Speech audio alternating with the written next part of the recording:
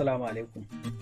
Idan ya zama da cewa wayarka akwai wasu files ko data da kake da su masu matukar mahimmanci, to zaka ga gaskiya baka so ya zamana wayarka duk lokacin da ka aje ta wani ya dauka ya ce zai amfani da ita. To amma akan samu wani ko dan uwanka ko abokinka ya san maybe password na wayarka, kawai sai ya zo direct da ka aje waya sai ya dinga daukan ma yana amfani da ita wanda baka son haka. Zai iya yiwuwa da saninka yake dauka ko ba da saninka ba. To koma da me yake dauka, direct mun kawo muku hanya mai sauki da za ku bi wajen da za ku kama shi hannu dumu-dumu lokacin da aka ce gashi ya daukan muku wayar ku. Kuma wannan hanyar za ta ba ku damar ku san da ya dauki wayar ku ko kuma da aka dauki wayar ku da me aka shiga a wayar naku ko da me aka yi amfani da su, don applications din da aka yi amfani da su da duk inda aka shiga wannan application din yanzu da muka kawo muku zai ba ku damar za ku sani, kuma har ɗaukan hoton shi wanda ya ɗauki wayar taku zai ɗauki hotonsa kuma zai nuna muku. kun ga kenan idan ma da mutum maybe yana musawa ko idan da ana ɗaukan wayar ka baka san wanda yake ɗauka yana aiki da ita ba, to ka samu mafita kenan. Za mu ajiye muku link na wannan application ɗin da za mu yi aiki da shi a ƙasan description na wannan bidiyon yanda da ku je kawai ku ɗauko shi. Amma kafin mu shiga ga bidiyon muna roƙon ku danna mana alamar nan ta jan rubutu wato subscribe, kuma ku danna ƙararrawa sai ku zaɓi all domin ku dinga samun sanarwa na duk lokacin da muka ɗora sabon bidiyon mu. Sai mu shiga cikin bidiyon namu. Farko shine zaka iya zuwa direct cikin Play Store ka rubuta a search bar naka who touch my phone. Kana rubutawa in kai searching nashi za ku gan su kala-kala ne. To amma wannan kalar wanda muka ɗauko WTMP shine ainihin wanda muka yi aiki da shi, kuma shine yake da akalla za ku ga wayanda suka downloading nasa sun kai wajen mutum miliyan 10. So direct shi za ku ɗauko. Kuna installing nashi sai ku open, sai ku bude shi. Da kun bude shi za ku ga fuska na farko da ya baka shine app activation, shine open app and click the button then close the app and lock your device. Shine yana baka direction na duk hanyar da zaka bi kai amfani da application din ne. Abu na farko shine yace idan ka bude application din kai clicking na shi wannan button din, shine wannan dan koren button din daga ƙasa hannun daman ka, da kai clicking nasa in dai ka tabbatar ka kunna shi ya nuna wannan alamun na kore, to ya fara aiki. Kawai ka rufe wayarka kawai ka ci gaba da harkokinka. Direction na farko kenan. Sannan na biyu, abin da yake yana recording na report. User unlock device or try to do it, the application start recording a report. Photo, list of launch apps duk zai yi recording ɗinsu. Shine duk lokacin da wani ya zo ko ya buɗe ma waya ko kuma yana ƙoƙarin buɗe ita wayar, to duk wannan application ɗin zai ma recording wannan abin, sannan zai ɗauki hotonsa, da kuma in ya buɗe ma wayar duk wasu application da ya shiga a cikin wayarka zai aje ma wannan report. Sannan abu na uku zai yi ma saving na report ɗin. Device screen goes out, app saves report and so on. Duk lokacin da ya kunna ita wayar taka ya yi amfani da ita, to direct shi wannan application ɗin ya yi recording da ya rufe wayar, recording ɗin normal gaba ɗayan shi ya yi saving nashi shi wannan application ɗin.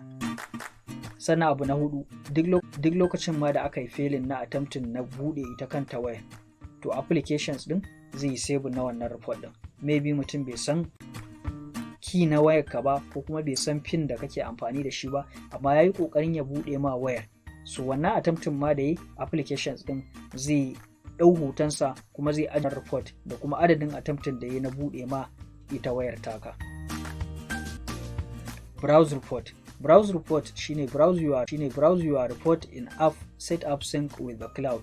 Zaka iya amfani da kuma wannan application ɗin kai haɗa shi da kamar wani cloud da kake ajiyar ka, musamman iCloud ko kuma irin su Drive. Zaka iya haɗa shi yanda report ɗin direct da application ɗin yayi saving na duk wannan report ɗin zai tura shi zuwa wannan cloud. Da kayi next kuma zai kawo ka zuwa fuska kamar haka, direct zai fara aiki kenan application ɗin. Duk wannan bayanin da muka yi a baya shine aikin da wannan application ɗin zai ɗau hoton wanda ya ɗaukan ma waya, kuma zai yi recording na duk wasu application da ya shiga a wayarka in yayi nasarar buɗe ma wayar. In kuma bai ma yi nasarar buɗe wayar ba, shi ma wannan attempting ɗin da yi zai ɗauki hotonsa, kuma sannan zai ɗauki wannan adadin attempting da ya na buɗe ma wayar taka. Kaga kenan za ka kama mutum red handed da ake faɗa, hannu dumu-dumu, cewa ya yi ƙoƙarin buɗe ma waya. so da ka shiga cikin application din zai nuna ma fuska kamar haka, yana nuna ma fuska kamar haka sai kyamara ita zai yi amfani da ita domin ya ɗauki hoton shi wanda ya yi ƙoƙarin buɗe wayar ko kuma ya buɗe wayar, sai ka bashi access, za ka yi allowing. Sannan abu na biyu za ka yi allowing na unlimited background battery usage, shi ma za ka yi allowing nasu saboda akwai hanyar da muka bi ko ake bi wajen restricting na applications. Idan kai restricting nasu kai optimizing nasu zai ba da damar application din ba zai dinga running a background ba, rashin running nashi a background zai ba da damar application din ba zai dinga jama caji ba. To amma saboda wani application din kana son kai amfani da shi ne wajen kare wasu sensitive abubuwa a cikin wayarka, to kaga sai ka bashi dama kenan yayi running a background. Direct da kaje sai ka je bangaren all apps ma baka gan shi a farko ba, da kaje sai WTMP sai kai danna inda aka rubuta no to optimize, sai ka taba done. Kana taba done sai ka kawo baya cikin application din again. Permission na biyu kenan. So sai nan kuma akwai zaka yi permitting na usage access. This is necessary so that the application can receive a list of launch apps. Wannan usage access din shi zai bada damar duk wani application da aka shiga cikin wayar taka, shi wannan application din shi kuma ya dauki wannan report din, sai ka bashi dama. Direct zaka je kan application din sai kai toggling na shi wannan permit usage access din zuwa on. Da yana off to sai on. To daga nan ka gama bashi permission. Za ku ga gashi nan wannan dan alamun na button din ya nuna alamun kore, to kun ga ya fara aiki kenan. Direct za ka kashe wayarka, ba wai ka kashe ta gaba ɗaya ba, za ka rufe screen na wayarka ka ci gaba da harkokinka ka aje shi, ko ka bar shi a haka ko kuma ka fito ma daga application ɗin kawai ka ci gaba da harkokinka. So mun yi gwaji na farko mun aje application ɗin, mun rufe wayar mu mun aje application, kuma akwai wanda ya zo ya attempting, kun ga so biyu ma gashi nan an yi attempting an buɗe ma screen namu gashi nan. Na farko April 29 kuma karfe 6 ne da minti 22 gashi nan har sakannin ma sakan 55 na farko kenan. Sannan na biyu kuma shi ma again ranar da same ranar ne an buɗe application din karfe 6:22 da sakan 52 duk a lokaci guda kenan, kuma yayi recording din wani abu biyan. To na farko idan muka shiga ni duk unlocking kun ga fuskan wanda ya attempting ko kuma wanda ya buɗe mana waya din, kun ga bai sani ba ya ɗauki hoton nashi. So na farko kenan. Hakanan na biyu shi ma kun ga again dai hoton wannan the same wanda ya ɗaukan mana waya din ne ya buɗe ta a farko, shine ya ɗauki hoton shi.